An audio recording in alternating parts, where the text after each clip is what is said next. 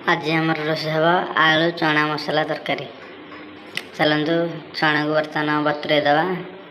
हम जो काबुली बुट से 250 आम आनी कारण आम रूम रे 2 जन तो आपन जिते जन मेम्बर ताकू जाकि क्वांटिटी ता हिसाब से आणिकी कर अଯଥା वेस्ट नष्ट हम सीधा भल नुह ना। चलते बतुरे दवा। बर्तमान बतुरी सारी 3 घंटा काबुली बुट 3 घंटा पानी बतुरेवा पर तार कलर टी चेंज है आ से जो अधिक फुली जाए मोटा भी हो जाए सब पानी बतुरेले ही मोटा हुए। जिते समय अधिक समय बतुरे से अधिक मोटा से हम मोटा माने मैक्सिमम तार जी मिनिमम थी आ कौन मोटा बोली कौन अधिक बड़ होटा ना। चलतु बर्तमान तरकारी प्रोसेस कर आपको सीझे दवा। आलू 2टा नहीं कि 2टा आलू पानी बसई देकी मटर को दे दवा से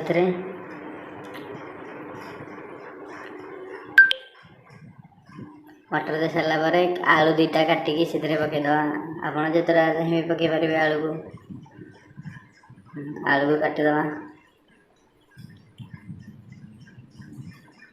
आलू कटा सारा से सीझेदवा। आलू सीझेदे मिसिकी माने कषिला बेलू आ सीझा भी पड़ोनी। चलते से सीझेदवा। अल्प टिके लुण दवा कारण सीझापी से बहुत ये कर जो चना लुणटा जो सीझेला बेले लुण देता मत से चना अलणा भी लगे लुण टे दवा। दे सारिकी भल भाव में घोड़े दवा। मसला कषापी आमर पियाज को काटा 2टा पियाज तो 2.5टा पियाज नहीं जा 2टा पियाज हम कि नहीं डाउट्रे कि 2.5टा पियाज नहीं सफिसीयंट हम। पियाज को काटिदवा।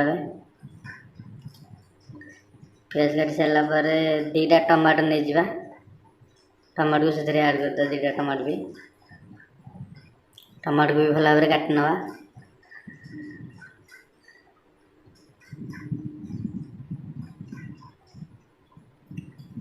देखिए चलतु के सीझला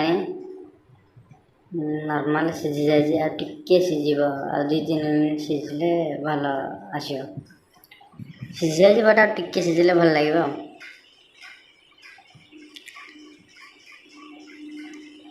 छाड़ीदवा ताकू।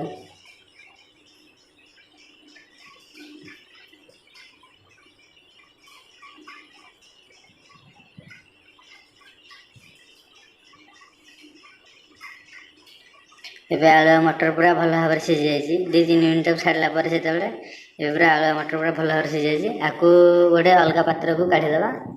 देन कड़े को बसैकी मसला कषा।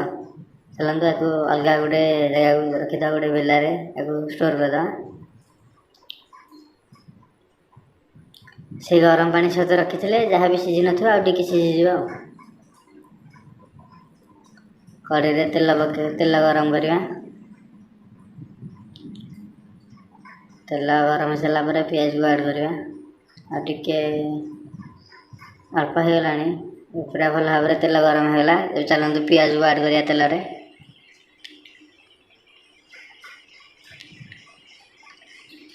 जितक पियाज काटी से ही ऐड करवा।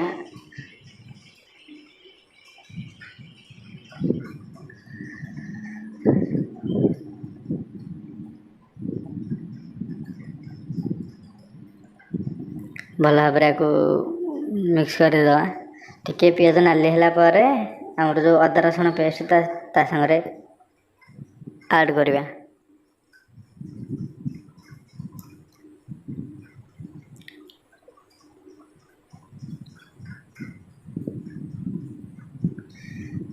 अदा रसुण पेस्ट को ऐड करिया। पियाज तो भल भाव में नाली पड़ जाए।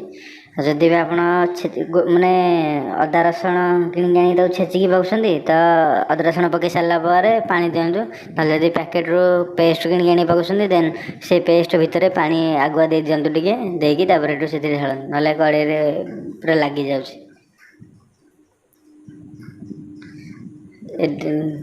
अदा रसुण गोटा लगी जाए भल भाव में ये करदे छड़ेकी। ये बर्तमान सड़ीगला भल टे पानी दे सारा लंका गुंड दवा। ଲଙ୍କା ଗୁଣ୍ଡ ଆପଣଙ୍କ ଟେଷ୍ଟ ଅନୁସାରେ ଯେତିକି ଦେବା, ଆପଣ ରାଗ ଖାଆନ୍ତି କ'ଣ। ତାପରେ ହଳଦୀ ଗୁଣ୍ଡ ଟିକେ ଆଡ଼୍ କରିବା ସେଥିରେ।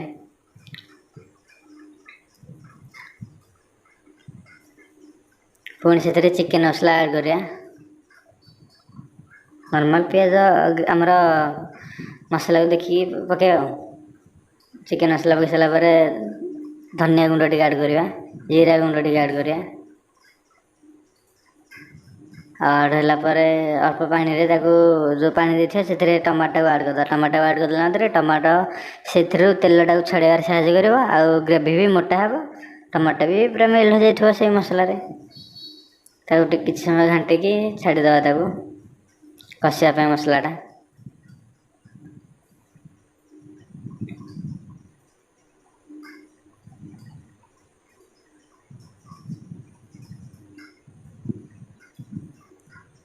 ମସଲା କଷିକି ବର୍ତ୍ତମାନ ରେଡ଼ି ହୋଇସାରିଛି। ସେଥିରେ ଯେତିକି ଆମର ଆଳୁ ଆଉ କାବୁଲି ବୁଟ ଯେଉଁ ରଖିଥିଲେ ଷ୍ଟୋର୍ କରି ସେଇଗୁଡ଼ାକୁ ଆଡ଼୍ କରିବା।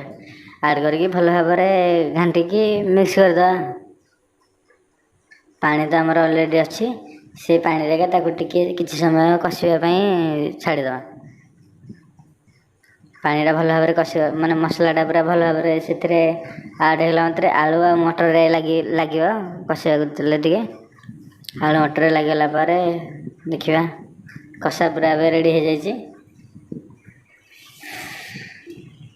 ଆଉ ସେମିତି ତ କଷେଇକି ରୁଟି ହେଲେ ଏମିତି କଷେଇକି ଖାଇଲେ ଭଲ ଲାଗିବ। ଆମେ ତ ଭାତରେ ଖାଇବା ନା, ତ ପାଣି ଟିକେ ଅଳ୍ପ ଦେଇଦେବା ପାଣି। ସେ ପାଣିଟା ମରିଲା ବେଳକୁ ବି ଆଳୁ ବି ଯେତିକି ସିଝି ନଥିବ ସେ ଆଳୁ ବି ଭଲ ଭାବରେ ସିଝିଯିବ। ପାଣି ଟିକେ ଦେଇ ସାରି ଗୋଳେଇଦେବା ଭଲ ଭାବରେ।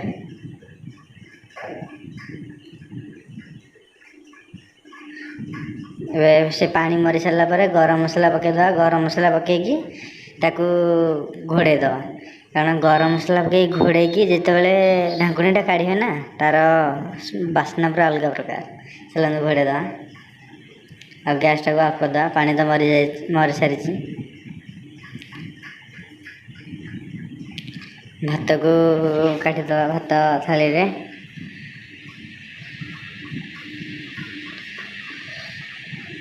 ଖାଇବା ଟାଇମ୍ ତ ହେଇଗଲାଣି, ବାଢ଼ିକି ଖାଇଦେବା। ଗରମ ଗରମ ଖାଇଲେ ବି ଟେଷ୍ଟ ଅଛି, ଥଣ୍ଡା ହେଲା ପରେ ସେତେ ଟେଷ୍ଟ ଆଉ ଲାଗିବନି।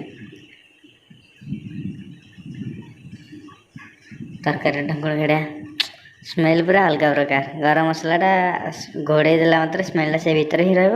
ଯେତେବେଳେ କାଢ଼ିବେ ନା ସ୍ମେଲ୍ଟା ପୁରା ବଢ଼ିଆ ସ୍ମେଲ୍ ହେବ, ବାସ୍ନା ହେବ।